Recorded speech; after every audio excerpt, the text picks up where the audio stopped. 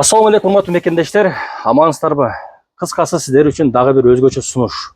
Готовый, даяр бизнес сатылат. Изюм деген чайхана, кафе өзүбүздүн мекендештери иштеткен да.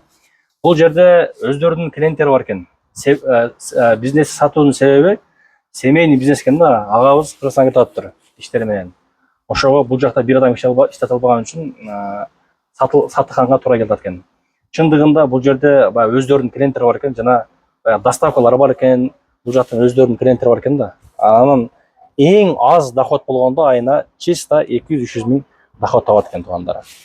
Азыр кафеге да көрсөтөлү ичкерине, чындыгында көрсөңүздөр өтө суктанарлуу чайхана экен, кафе экен.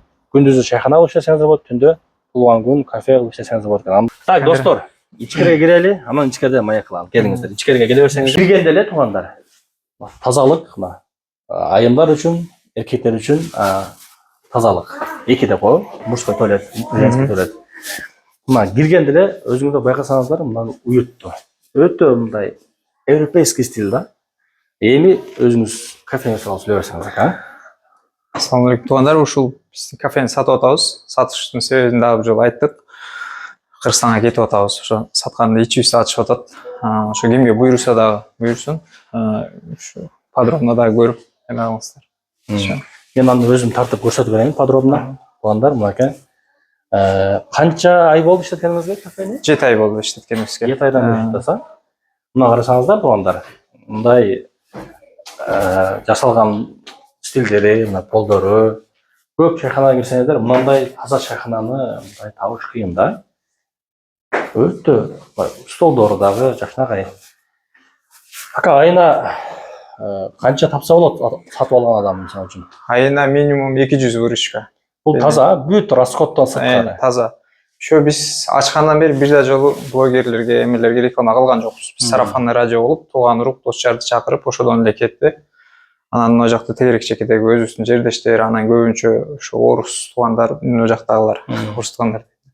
Ошолор мына жердеги жительдер көп жерге келип банкет өткөзүшөт. Анан чакан мааракелерди көп өткөзөбүз бул жерде. Ошо көбүнчө уклон ошо эмелерге, банкеттерге, анан кийин биздин доставкалар мына жерде Пировода көп стройкалар көп жүрөт. Ошол жерге өзүбүздүн мекендештерге жеткизип турабыз. Доставка чыгарып турабыз. Ошо. Ал дагы жакшы неме экен, өтө сонун.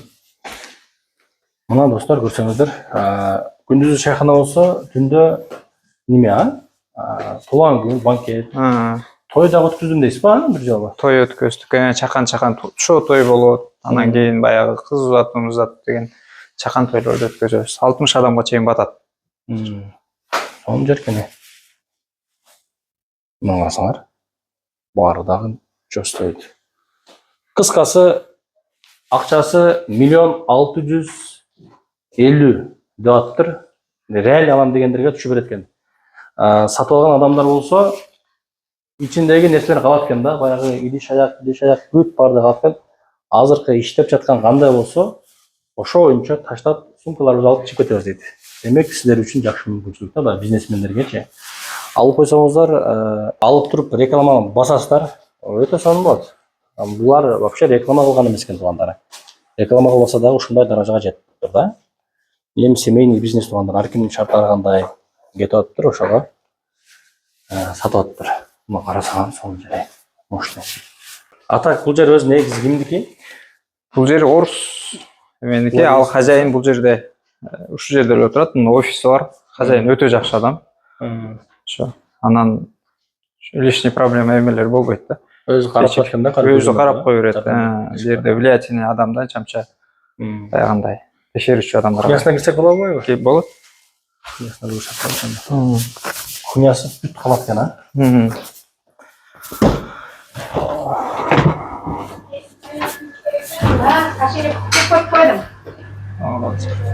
Кухнясы экен тууганда.